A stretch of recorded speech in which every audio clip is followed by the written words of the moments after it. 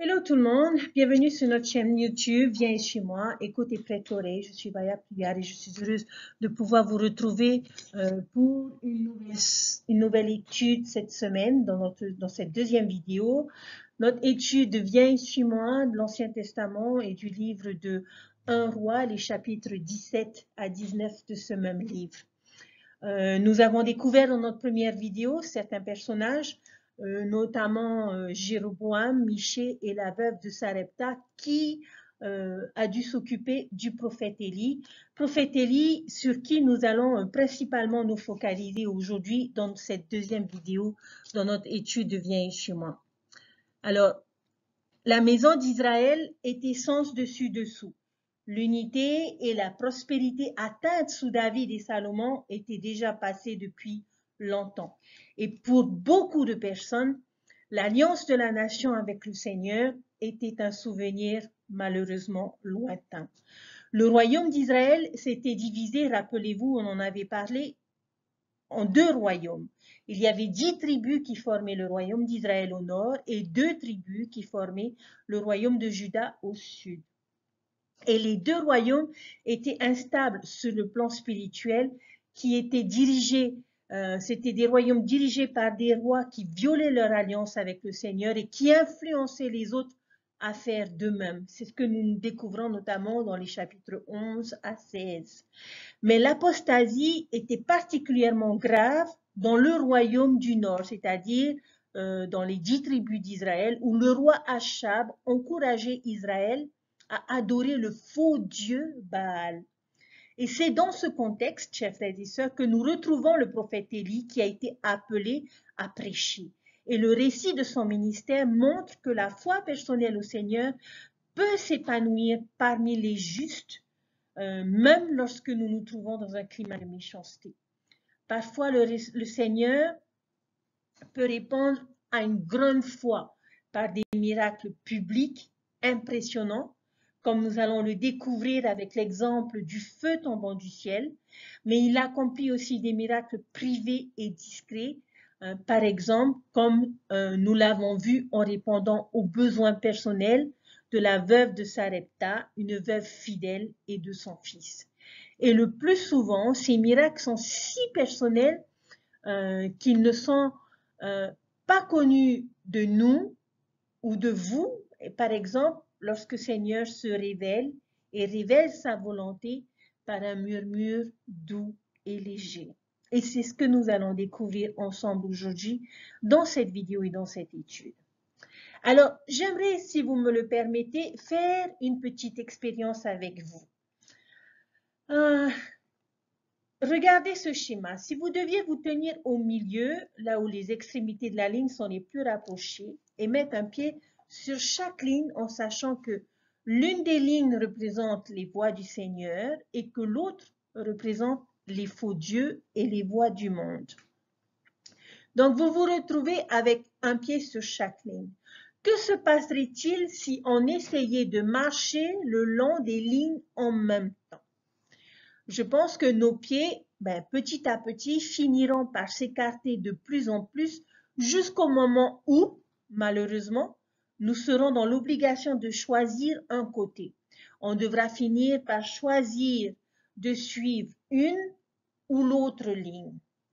Il est vrai que certains arriveront, à force d'écarter les jambes, probablement plus loin que les autres, selon leur souplesse, ce qui n'est pas mon cas. Mais plus loin ils iront, et je pense plus douloureux ce sera. Cependant, si nous désirons aller le plus loin possible, la question que j'aimerais vous poser, chers frères et sœurs, c'est quelle ligne choisirez-vous? Nous devrons à un moment choisir une ligne parce que nous ne pourrons pas aller plus loin sans avoir à faire ce choix. De quelle manière pensez-vous, chers frères et sœurs, que nous sommes parfois tentés d'essayer de suivre simultanément le Seigneur et les voies du monde? Pendant que nous étudierons le chapitre 18 de 1 Roi, j'aimerais nous inviter à rechercher les principes qui pourront nous guider quand nous devrons choisir si nous allons suivre le Seigneur et ses prophètes ou si nous allons suivre le monde. Pour remettre un peu un roi dans son contexte, le chapitre 18, j'aimerais rappeler que sous la direction du roi Achab et de sa femme Jézabel, la plupart des gens du royaume du nord d'Israël ont choisi la méchanceté et choisi d'adorer de faux dieux. Jézabel, la femme d'Achab, va même faire tuer tous les prophètes de Dieu à l'exception d'un, c'est-à-dire le prophète Élie. Et dans le chapitre 18, il y a un verset qui illustre cette petite image, cette petite expérience,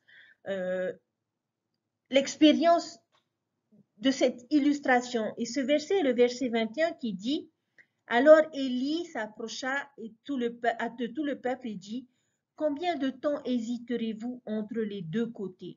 Si l'Éternel est Dieu, allez après lui.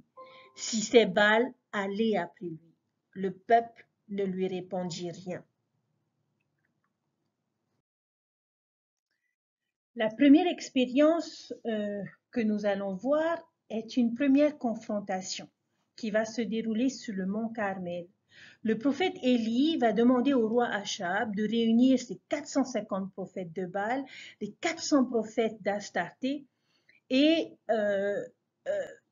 va les inviter à une confrontation au sommet de ce mont Carmel, où chacun de leur côté va préparer une offrande, un holocauste qui va être dédié à leurs dieux respectifs, et que celui qui ferait venir le feu sur ces holocaustes sera le gagnant de la confrontation.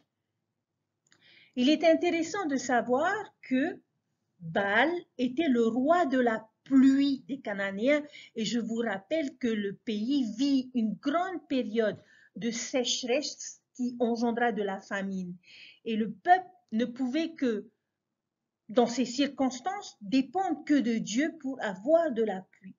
Mais malgré cela, les Israélites ne s'étaient pas attachés diligemment au commandement que Dieu leur avait donné. Ils se sont détournés et ils ont choisi de servir d'autres dieux.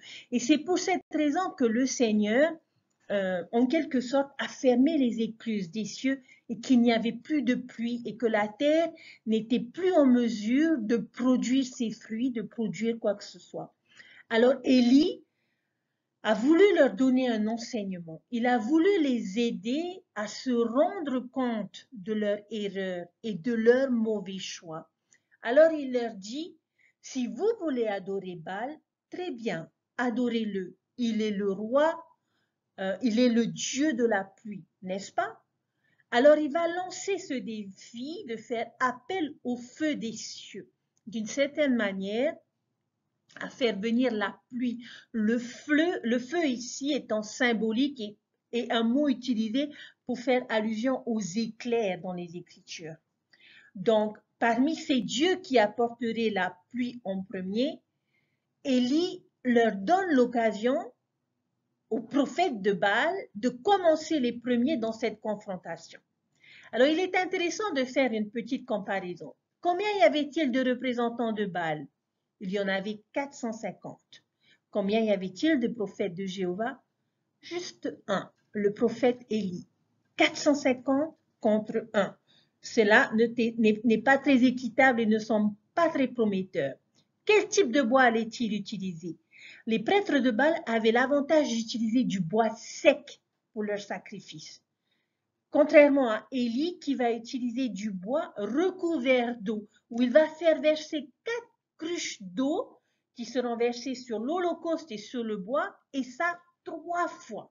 Et il y aura même un fossé qui sera rempli d'eau tout autour de l'autel.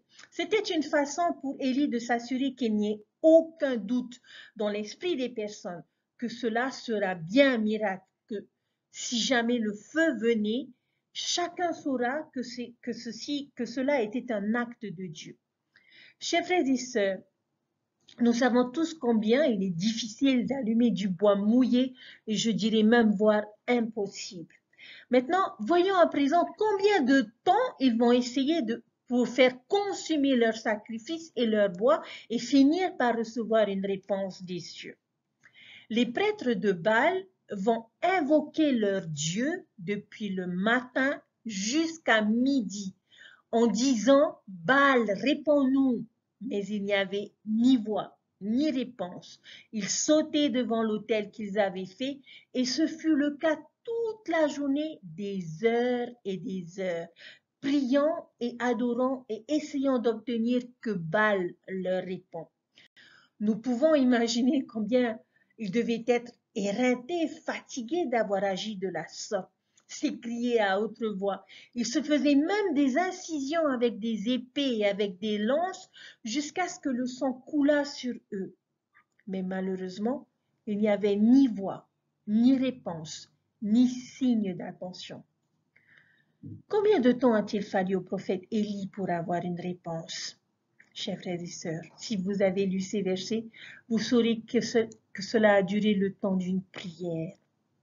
Et nous voyons dans ces versets, le prophète Élie se moquait un peu des prêtres de Baal en leur disant « Allez, criez à voix haute puisqu'il est Dieu, il doit être occupé ou en voyage, peut-être qu'il dort et qu'il fait sa sieste. Si vous criez un peu plus fort, vous arriverez peut-être à le réveiller. » Il leur dit d'aller un peu plus fort, il ne vous entend pas. Et il utilisa beaucoup de sarcasme parce qu'il savait qui était Dieu. Et contrairement à eux, Élie n'avait pas besoin de crier, de sauter, de se couper. Il s'est simplement avancé et il a fait une prière. C'est tout. Quel a été le résultat? Les prêtres de Baal, on entend dire, n'ont obtenu ni voix, ni réponse, ni signe d'attention. Parce que Baal n'était pas un dieu, mais le fruit de leur imagination. Comment Jéhovah a-t-il répondu à la prière d'Élie? Il a fait tomber le feu qui a consumé l'holocauste, le bois, les pierres, la terre et qui a absorbé l'eau qui était dans le fossé autour de l'autel. Et le ciel s'est obscurci par les nuages, le vent s'est établi et il y a eu une forte pluie. Et quand tout le peuple vit cela, ils tombèrent sur leur visage et dirent, c'est l'Éternel qui est Dieu, c'est l'Éternel qui est Dieu. Chers frères et sœurs, quelle leçon pouvons-nous retirer de cet épisode sur la montagne de Carmel? Eh bien, nous pouvons apprendre que le Seigneur est Dieu lorsque nous prions. Dieu n'attend pas de nous de choses compliquées ou de solutions spéciales ou d'actes spéciaux. Il attend juste que nous nous mettions à genoux et que nous le prions. Bien sûr qu'il faudra de la persévérance, de la patience dans ce processus, mais le chemin est clair et Dieu répondra à nos prières et je le crois de tout mon cœur. Dieu répond aux prières parce qu'il est Dieu. Comment va-t-il répondre? L'un des objectifs de cette histoire sur la montagne de Carmel est de nous montrer que nous croyons en un Dieu qui répond par le feu. Ce ne sera pas des éclairs au sens littéral que nous aurons dans notre vie, mais je peux vous témoigner qu'il nous répondra de façon puissante par le feu de son Saint-Esprit. Et nous arrivera peut-être dans notre vie de connaître des expériences semblables à la montagne de Carmel, ou des réponses spirituelles à nos prières, ces expériences intenses et puissantes qui nous aideront à fortifier notre témoignage. Cependant, ce n'est pas la seule façon dont il communique avec nous. Dans le chapitre suivant, le Seigneur va révéler une autre façon dont il nous parle. Mais quoi qu'il en soit, chers frères et sœurs, Dieu gagne toujours, même lorsque nous avons l'impression de ne pas être assez, 451, ou que le monde, ou que nous avons l'impression de ne pas avoir toutes les cartes en main. La question que nous devons nous poser, chers frères et sœurs, quelle ligne choisirons-nous? Qui choisirons-nous d'adorer? Et j'espère que nous ferons le bon choix. Cela ne devrait pas être un choix difficile. Vouloir adorer Dieu et le monde en même temps finit toujours par nous arrêter dans notre progression, tôt ou tard. Et à un moment, nous aurons à choisir un camp. Et si aujourd'hui, chers frères et sœurs, vous vous trouvez avec un pied sur chaque ligne ou un pied dans chaque camp, si vous avez le sentiment que votre progression s'est arrêtée, si vous avez le sentiment d'être pris entre deux opinions, puissiez-vous vous rappeler la confrontation de la montagne de Carmel et faire le bon choix. Qu'importe la force, l'attraction que ce monde et ses adhérents ont, le choix est clair. Choisissons Jéhovah, choisissons le Dieu qui a de réels pouvoirs et celui qui nous répondra par le feu.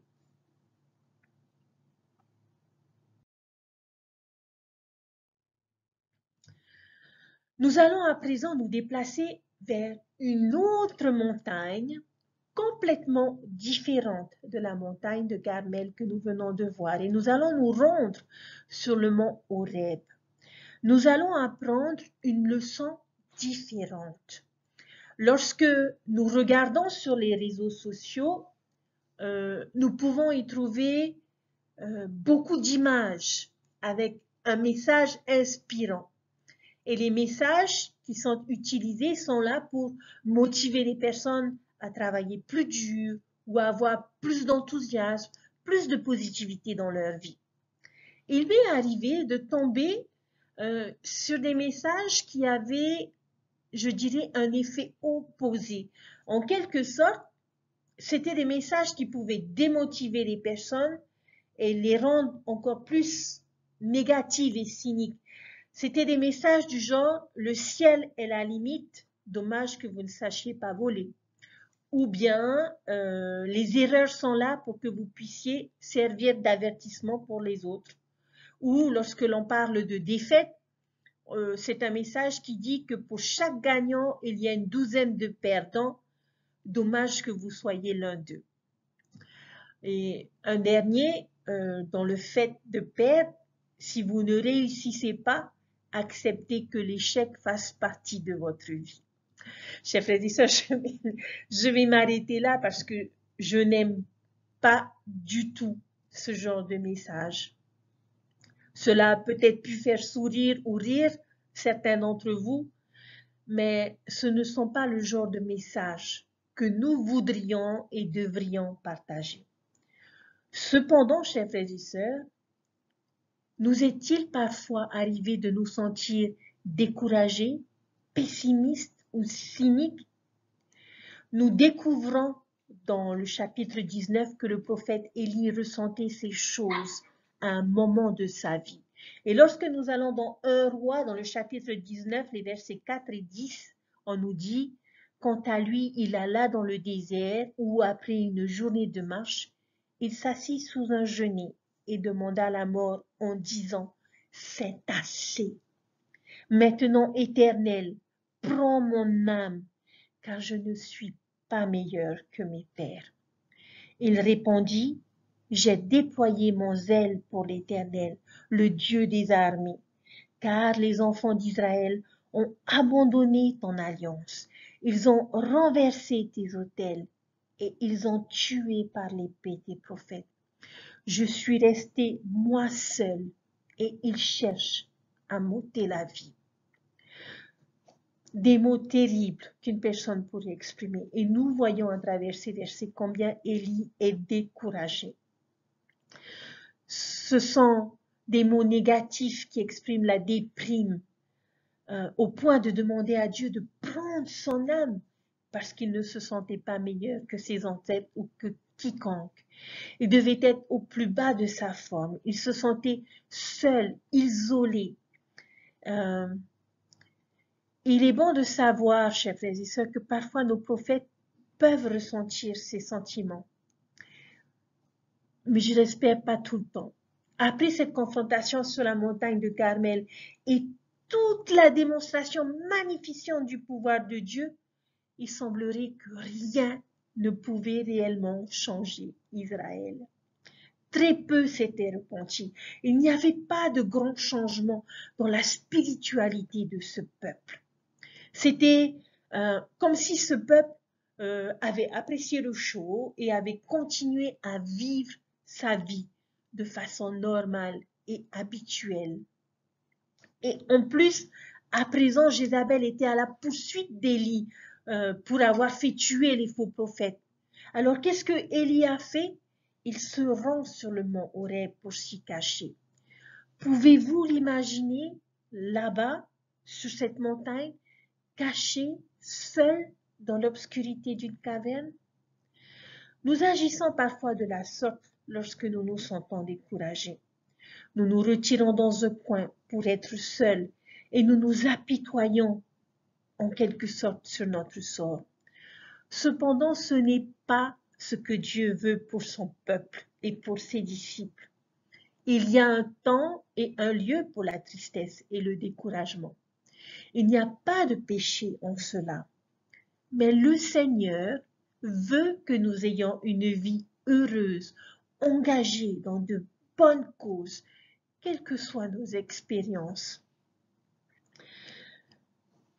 Nous allons découvrir dans les versets 11 à 19 les nombreuses solutions que le Seigneur donne au découragement. Comment est-ce que Dieu cherche à aider Élie à sortir de ce sentiment de découragement et à sortir de cette caverne? Nous découvrons l'un des principaux messages dans les versets 11 et 12 du chapitre 19, où le Seigneur envoyait un vent fort et violent qui déchirait les montagnes et brisait les rochers. Mais l'Éternel n'était pas dans le vent. Après le vent, ce fut un tremblement de terre. Mais l'Éternel n'était pas dans le tremblement de terre. Après le tremblement de terre, ce fut le feu. Mais l'Éternel n'était pas dans le feu. Et après le feu, ce fut un murmure doux et léger. Et c'est dans ce murmure doux et léger que Élie a été guidé. Alors, que devons-nous faire lorsque nous sommes découragés, chers frères et sœurs? Écoutez ce murmure doux et léger. Écoutez l'Esprit qui peut nous donner les solutions et les réponses à nos problèmes et qui peut nous offrir le réconfort et les conseils dans nos jours les plus sombres. Ces versets nous enseignent également comment l'Esprit nous parle. Les conseils du Saint-Esprit arrivent souvent sous la forme d'un sentiment de paix, de révérence, de façon subtile. Dans cette expérience, le Seigneur utilise une autre façon de communiquer que par le feu, quelque chose de plus réchauffant, de plus familier, un feu plus subtil. Chers frères et sœurs, il nous arrive peut-être parfois de nous attendre à ce que le Seigneur nous réponde par le vent ou par un tremblement de terre. Mais toutes les fois où nous nous sommes sentis bien, lorsque nous avons servi quelqu'un ou lorsque nous nous sommes efforcés de garder un commandement, ces sentiments s'appellent une expérience spirituelle. C'est le Saint-Esprit qui approuve et encourage notre droiture et notre fidélité. Combien de fois avons-nous écouté des messages à la réunion de Sainte-Seine ou pendant les conférences générales où nous nous sommes sentis bien, où nous avons pu ressentir la paix et savoir au plus profond de nous que ce qui était enseigné était vrai. Tous ces moments, chers frères et sœurs, étaient des expériences spirituelles. Et c'est de cette manière que le Saint-Esprit accomplit son rôle en nous confirmant la vérité. Combien de fois avons-nous eu peur? Avons-nous été découragés? Avons-nous rencontré des difficultés? Mais avons-nous, dans ces moments difficiles, éprouvé le sentiment que quoi qu'il arrive, tout ira bien? Ces moments ont été des expériences spirituelles. Et c'est de cette manière que le Saint-Esprit remplit son rôle de consolateur. Je pense qu'il y a quelque chose d'autre que nous avons besoin de garder à l'esprit pour comprendre les raisons pour lesquelles l'Esprit nous parle par un murmure doux et léger. Cela nous rappelle, chers frères et sœurs, l'importance d'être proche de lui, parce que nous murmurons aux personnes quand nous sommes proches d'elles. Cela n'a aucun sens de murmurer à quelqu'un qui se trouve loin de nous ou de l'autre côté d'une salle. Un murmure n'a de sens que quand il est fait à la personne qui se trouve juste à côté de nous. Le fait que l'Esprit parle d'une petite voix douce et légère nous enseigne et nous rappelle que Dieu est proche de nous, qu'il est juste à côté, qu'il n'est pas loin dans son cosmos ou dans les nuages ou dans les éléments, mais il est assis juste à côté de nous, dans la même pièce que nous, proche de nous, pour pouvoir entendre sa voix. Nous n'avons pas besoin d'atteindre des kilomètres et des kilomètres dans cet univers. Nous avons juste besoin de nous connecter à lui en étant proche de lui. Une autre partie de la solution vient des paroles prononcées par cette petite voix à Élie. Et les premiers mots de cette voix étaient « Que fais-tu ici, Élie ?» D'une certaine manière, la voix lui demandait « Mais pourquoi restes-tu ici assis? Ce n'est pas ce que j'ai prévu de toi.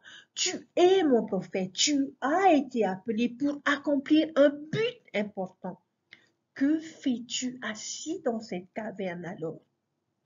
Élie a fait savoir au Seigneur combien il se sentait seul, ce à quoi le Seigneur lui a répondu, Va, reprends ton chemin par le désert jusqu'à Damas, et quand tu seras arrivé, tu oindras Hazaël pour qu'il soit roi de Syrie.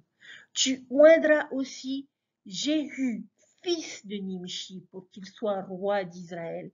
Et tu oindras Élisée, fils de Shaphat, d'Abel-Méhola, pour qu'il soit prophète à ta place.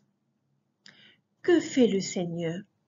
Il lui donne une tâche à accomplir et lui donne une cause, une liste de choses à faire.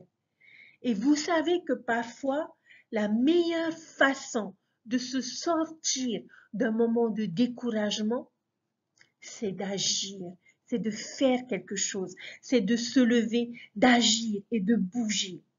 Cela peut être difficile de commencer à le faire, mais une fois que nous avons pris cette initiative, les choses, chers frères et sœurs, deviennent plus faciles. Et lorsque nous finissons par agir, eh bien, au final, nous nous sentons mieux. Alors, lorsque nous sommes découragés, chers frères et sœurs, trouvons quelque chose à faire. Regardons ce que le Seigneur lui dit au verset 18, toujours dans le chapitre 19. Mais je laisserai en Israël 7000 hommes, tous ceux qui n'ont pas fléchi les genoux devant Baal et dont la bouche ne l'a pas embrassé. Souvenez-vous que Élie se sentait seul à ce moment-là et qu'il pensait qu'il était le seul à croire et à adorer Dieu. Mais le Seigneur lui a assuré que ce n'était pas vrai, qu'il n'était pas le seul. Et Dieu dit à Élie qu'il y a 7000 autres personnes comme lui qui n'ont pas fléchi le genou devant Baal. Il lui dit, tu n'es pas seul, Élie, alors sors, va les retrouver, va t'inspirer d'eux, dirige-les comme je t'ai appelé à le faire. Cela peut aider beaucoup une personne dans un moment de découragement. Je nous invite à rechercher les personnes qui sont comme nous. Puissions-nous, quelque part, prendre conscience que nous ne sommes pas seuls, que nous ne sommes pas seuls à vivre des expériences difficiles et à relever des défis. Et c'est ce que fit Élie. Il sortit et il commença à agir selon les instructions du Seigneur. Et l'on ne le trouva plus jamais découragé, jusqu'à ce qu'il regagne les cieux dans 2 Rois. Il quitte le mont Horeb et il accomplit beaucoup d'autres grandes œuvres au nom de son Dieu, au nom de Jéhovah. Ouh, chers frères et sœurs, il n'y a aucun doute qu'à un moment donné dans notre vie, nous trouvions des situations ou des circonstances qui vont nous décourager. Nous allons tous connaître ces expériences où nous nous sentirons seuls, abandonnés, avec le désir de nous retirer dans nos cavernes personnelles au point de vouloir mourir. Mais puissions-nous nous rappeler du prophète Élie sur le mont Horeb et cette merveilleuse expérience qu'il a eue lorsque nous arriverons au même stade que lui.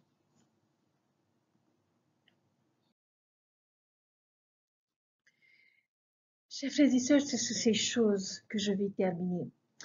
Cette semaine, je suis tombée sur une histoire que je connaissais déjà et qui m'a été rappelée. C'est l'histoire d'une vieille mule qui accidentellement est tombée au fond d'un puits.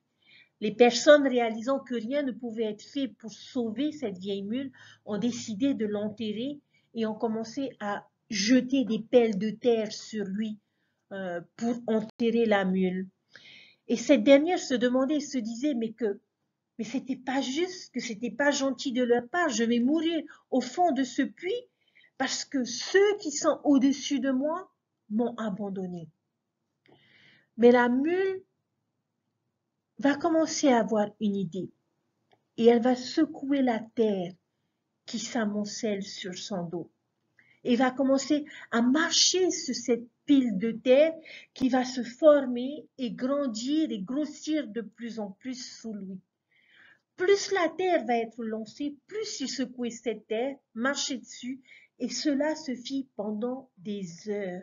Se secouer, marcher, jusqu'au moment où s'était formé un monticule suffisamment grand qui lui a permis de se hisser et de sortir de ce puits.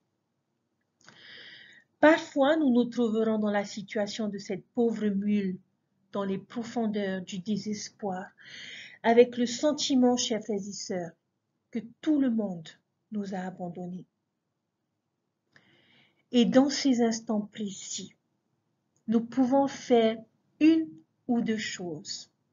Soit nous acceptons et ensuite nous nous laissons enterrer par nos problèmes, soit nous décidons de nous secouer et de grimper et de faire le pas supplémentaire.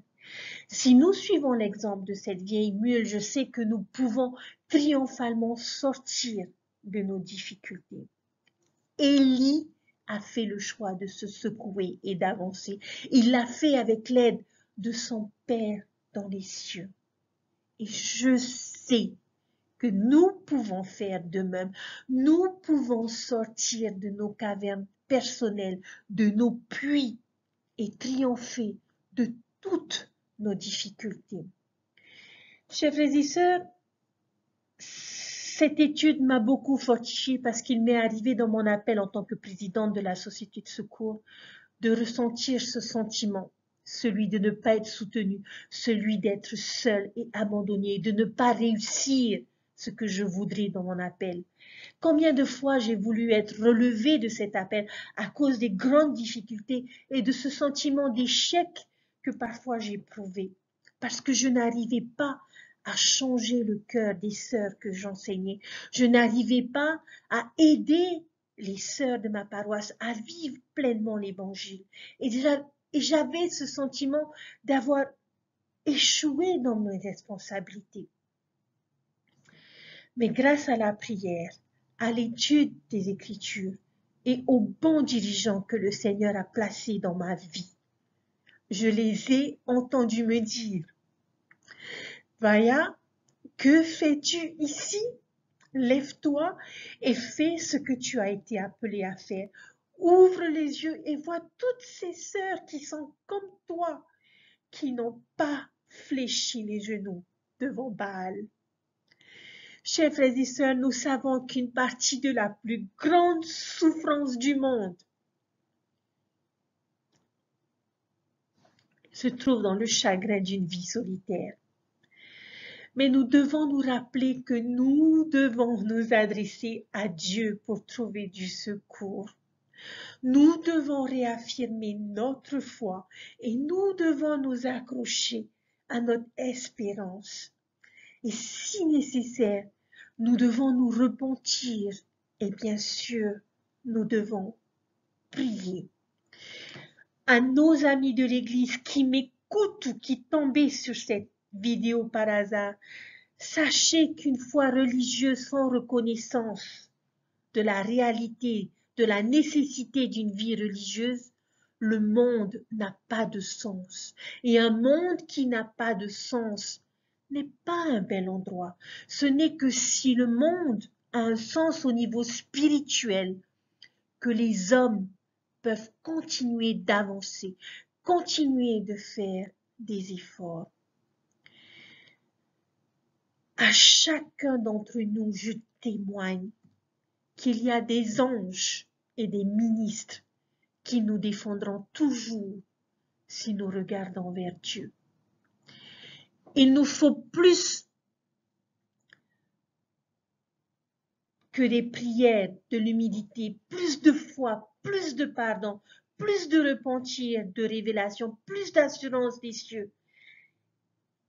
Et nous pouvons rechercher le remède et la délivrance au désespoir et au découragement. L'amour de Dieu, chers frères et sœurs, est sans limite pour ses enfants. Son désir est de nous aider à guérir de nos blessures individuellement et personnellement. Il n'est pas un Dieu absent comme celui que les prêtres de Baal adoraient. Il n'est pas indifférent, il ne fait pas de sieste, il n'est pas en voyage ni en congé, il n'est pas capricieux. Le premier et le plus grand commandement sur la terre est d'aimer Dieu de tout notre cœur, de tout notre pouvoir, de tout notre esprit et de toute notre force. Car la première est la plus grande promesse, que Dieu nous aimera toujours de cette même façon. Il communiquera avec nous avec simplicité et douceur, mais avec une telle clarté que nous ne pouvons pas ne pas le comprendre. Notre Père sait, lorsque nous sommes encerclés par l'incertitude et la peur, et il sait ce qui nous aidera le plus, c'est d'écouter son Fils. Parce que lorsque nous cherchons à écouter son Fils, à l'écouter vraiment, nous sommes guidés pour savoir quoi faire en toutes circonstances. Puissions-nous améliorer notre faculté, chers frères et sœurs, de reconnaître les murmures du Saint-Esprit. Il est devenu impératif maintenant de savoir comment l'Esprit nous parle au sein de la divinité. Il est le message. Il est le messager. Il transmettra à notre esprit des pensées que le Père et le Fils veulent que nous recevions. Il est le consolateur. Il nous fera éprouver de la paix. Il témoignera de la vérité et confirmera ce qui est vrai si nous écoutons et lisons la parole du Seigneur. Notre prophète Russell Nelson nous a demandé de faire tout ce qui est nécessaire pour accroître notre aptitude spirituelle à recevoir des révélations personnelles, que cela nous aidera à savoir comment aller de l'avant dans la vie et quoi faire dans les moments de crise et comment discerner et éviter les tentations et les tromperies de l'adversaire. Qu'arrivera-t-il si nous écoutons et suivons avec une intention plus réelle ce qu'a dit le Sauveur et ce qu'il dit maintenant par l'intermédiaire de ses prophètes? Président Nelson a promis que nous aurons la bénédiction de recevoir plus de pouvoir pour faire face aux tentations, aux difficultés et aux faiblesses. Il a promis des miracles, chers frères et sœurs, dans nos relations conjugales et familiales et dans notre travail au quotidien. Il a promis que notre capacité de ressentir de la joie augmentera, même si les turbulences augmentent dans notre vie. Je vous témoigne que ces promesses sont vraies et sûres et que Dieu et Jésus-Christ nous aiment. Assurons-nous d'être proches d'eux pour pouvoir entendre le murmure doux et léger de leur enseignement, de leurs conseils tout au long de notre vie, afin de pouvoir connaître de la joie dans cette vie et dans l'éternité. Je prie notre Père Céleste que nous soyons bénis, que nous puissions avoir cette relation spéciale avec le Seigneur qui nous permettra de témoigner et de savoir, chers frères et sœurs, que nous ne sommes pas seuls. Dieu est là, mais il n'attend pas de nous que nous restions là à ne rien faire. Levons-nous, agissons, recherchons ce que le Seigneur attend de nous et faisons-le. Et je vous témoigne que si nous le faisons, des miracles se produisent en effet dans notre vie. Et c'est ce que je souhaite à chacun d'entre nous. Je remercie le Seigneur pour ce merveilleux programme de Viens sur moi, pour cet évangile que nous avons la bénédiction d'avoir dans notre vie, cet évangile qui nous guide et qui nous assure que quoi qu'il arrive, tout ira bien pour celui qui s'efforce de garder les commandements de Dieu. J'aime mon Père Céleste, j'aime mon Sauveur et je leur suis reconnaissante pour les nombreuses et merveilleuses bénédictions que j'ai dans ma vie aujourd'hui et que je souhaite à chacun. C'est mon message et mon témoignage que je vous laisse aujourd'hui au nom de Jésus-Christ. Amen. Je vous souhaite une bonne fin de semaine, un bon week-end et puissiez-vous vivre ces expériences spirituelles comme le prophète Élie et développer votre capacité à reconnaître les murmures doux et légers au nom de Jésus-Christ. Amen.